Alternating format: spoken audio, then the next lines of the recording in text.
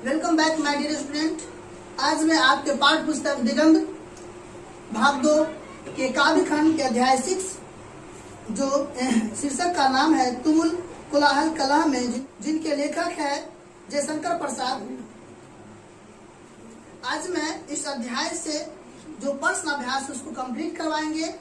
इससे पहले मैंने आपको एक लेखक परिचय, इसके कविता के एक एक पंक्ति, एक एक लाइन, इसके अर्थ को स्पष्ट करवा दिया है।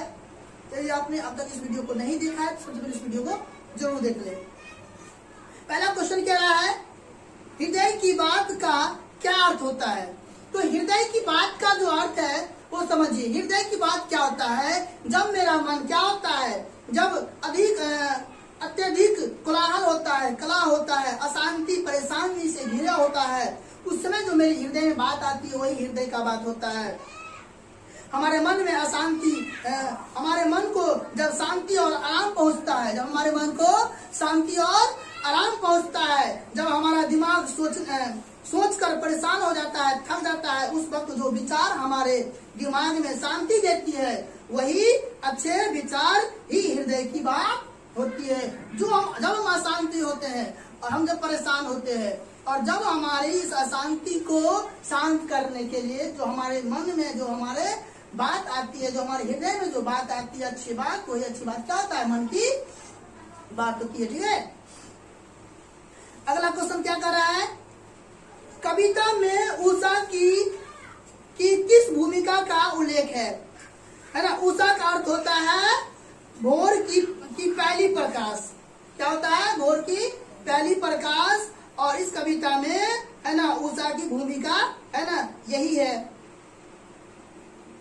मन को घोर अंधकार से ज्योति रेखा की तरह आराम और आनंद की प्रकाश की ओर ले जाता है।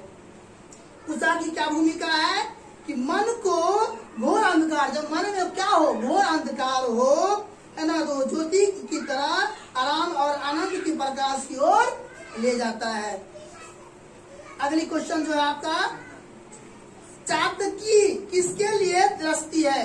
कविता जब पढ़ाए थे तो उसने बताए थे चातकी मरुस्थल में रहने वाली एक पंछी है। क्या है, चातकी मरुस्थल में रहने वाला एक पंछी है जो केवल स्वाति नक्षत्र, नाम याद रखना, स्वाति नक्षत्र है ना में होने वाली वर्षा जल को ही ग्रहण करती है और कभी वो जल ग्रहण नहीं करती है, कभी वो पानी नहीं पीती है। एक ही नक्षत्र की पानी पीती है, वो कौन, स्वाति नक्षत्र की जो वर्षा होती है उसी का पानी पी के अपने प्यास को बुझाकर है ना अपना जीवन व्यतीत कर लेता है। समझो, सिर्फ एक ही नक्षत्र का पानी, स्वाति नक्षत्र की जल को ग्रहण करती है और उसी एक बूंद के लिए तरसती रहती है। वो उसी एक बूंद के लिए तरसती रहती है ना।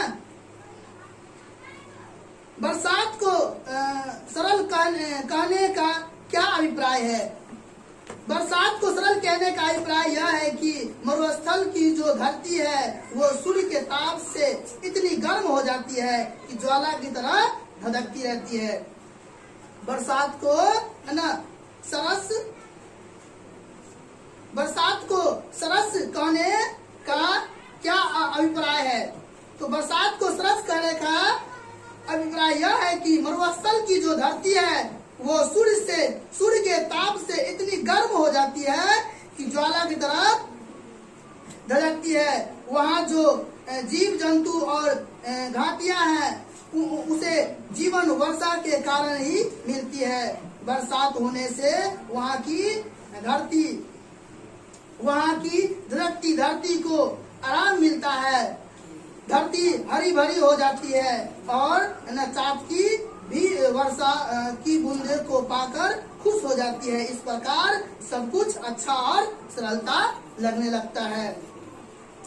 अगला क्वेश्चन क्या है, 5वां क्या है, काव्य सौंदर्य स्पष्ट कीजिए। जब भी बात आपको क्या आ जाए, अर्थ स्पष्ट करने की बात आ जाए, व्याख्या करने की बात आ जाए है ना, तो जो भी पंक्ति मिले तो सबसे पहले इस पंक्ति को देख के ये पता लगाना है ये इसके शीर्षक क्या है और इनके लेखक कौन है। अगर ये पता हो जाता है तो आपको पहले पंक्ति जो तैयार करना वो बेस्ट होगा और आधा नंबर तो उसी से मिल जाएगा।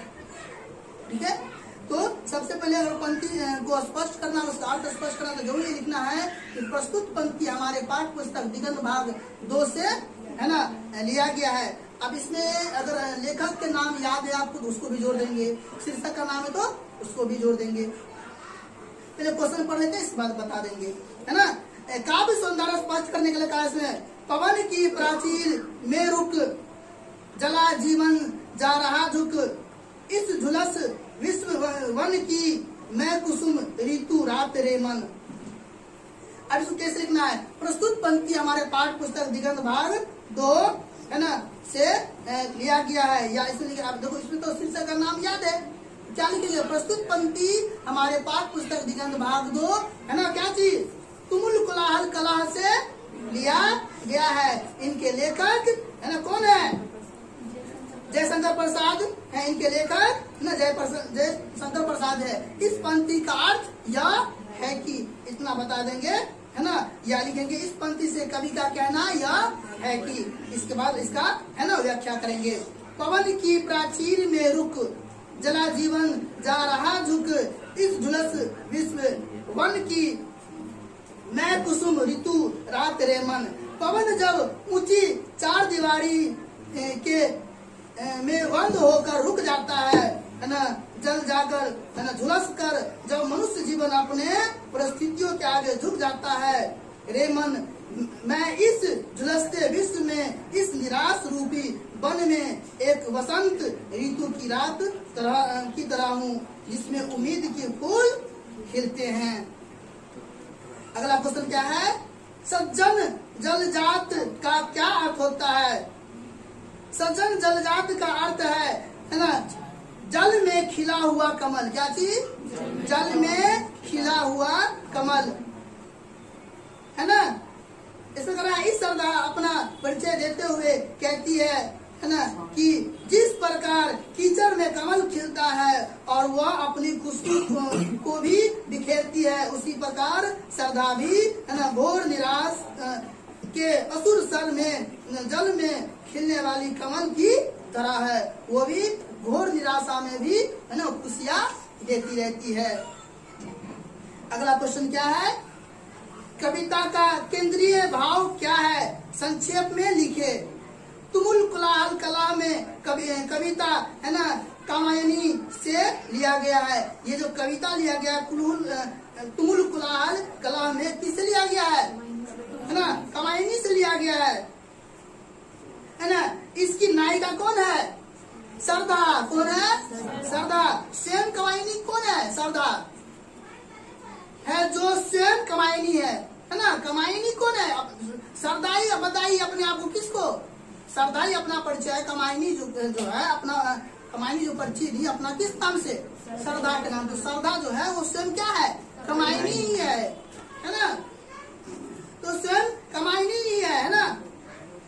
वो हमारे मन के चंचलता से को स्थिर करती है और मन की व्याकुलता को शांत प्रदान करती है, कठिनाइयों में लड़ना सिखाती है और एक विनम्र स्त्री का परिचय देती है।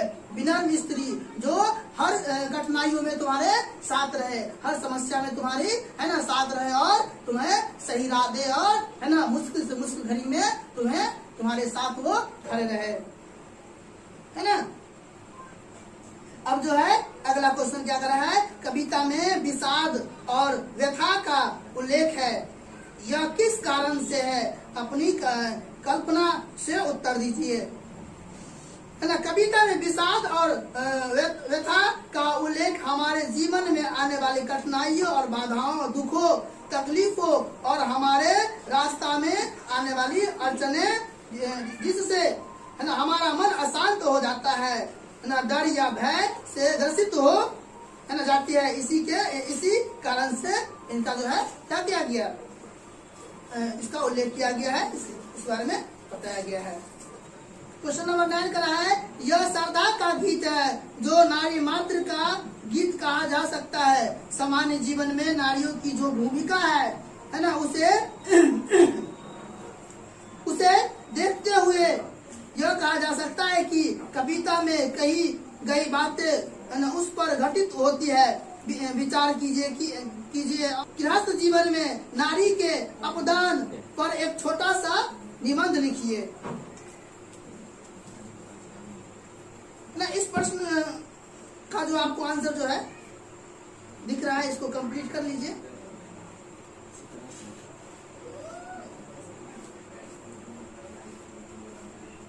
अगला क्वेश्चन कर रहा है इसमें 10 नंबर, इसका निबंध की तरह से हमने जो बना दिया है, आपको जो दिख रहा है ये कंप्लीट कर लीजिएगा। और क्वेश्चन नंबर जो 10 है वो देखिए क्या कर रहा है। इस कविता में स्त्री को प्रेम और सौंदर्य का स्रोत बताया गया है।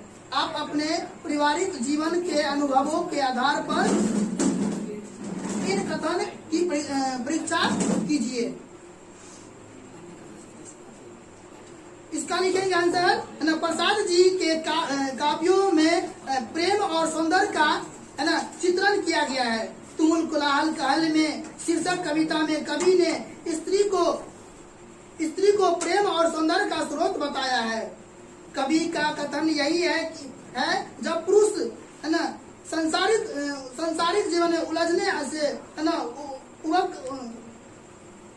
जब पुरुष संसारिक उलझनों से उबकर है ना घर जाता है तो स्त्री शीतल पवन का रूप धारण कर जीवन को शीतल प्रदान करती है ना। व्यथा एक विषाद में स्त्री पुरुष की सहायता करती है।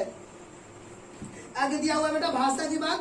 प्रश्न 1, पठित कविता के संदर्भ में प्रसाद की काव्य भाषा पर टिप्पणी लिखे। जयशंकर प्रसाद छायावादी कवि हैं तथा उनके काव्य में प्रेम और सौंदर्य का चित्रण है। पठित कविता तुमुल कोलाहल कला में की काव्य भाषा छायावादी है। प्रस्तुत कविता में मानव जीवन में प्रेम और सौंदर्य का चित्रण है ना। प्राकृतिक सौंदर्य का गुण भी इनमें मिलता है। नारी की गरिमा का वर्णन बड़ा ही सुंदर ढंग से किया गया है। कविता में रस, छंद, अलंकार आदि का प्रयोग हुआ है। इसमें रूपक अलंकार की प्रधानता है। तो इसमें जो है नारी की जो है ना सौंदर्य के उनके गुण के बारे में विशेष रूप से दर्शाया गया है। बहुत ही सुंदर ढंग से दर्शाया गया है। नारी की गरिमा का भी वर्णन किया गया है। अगला क्वेश्चन क्या कर रहा है। कविता से रूपक अलंकार के उदाहरण चुने। यहाँ गुण का अत्यंत समानता के कारण उपमान का आरोप किया जाए वहाँ रूपक अलंकार होता है। जहाँ आरोप कल्पित होता है उसमें उपमेय और उपमान से अभिन्नता होने पर भी दोनों साथ साथ विद्यमान रहते हैं। यथाक्षर विषाद विलीन मन की यहाँ चीर पर विषाद का आरोप है। उसी प्रकार भिन्न पंक्तियों में रूपक अलंकार का प्रयोग होता है। जहाँ मरु ज्वाला धधकती इस झुलसते विश्व वन की चिर निराशा निर्धर से मैं सजल जलजात रे मन। अगला क्वेश्चन क्या करा इसमें। अगला क्वेश्चन कह रहा है निम्न शब्दों में विशेषण बनाए।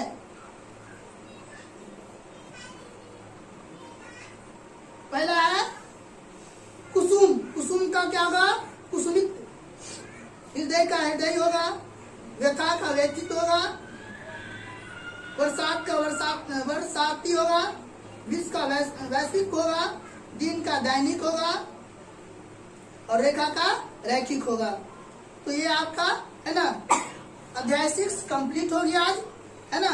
इसके लेखक परिचय और इसी कविता का एक पंक्ति का व्याख्या करती है। इसके एमसीक्यू और इसका प्रश्न अभ्यास कंप्लीट हो चुका है ना।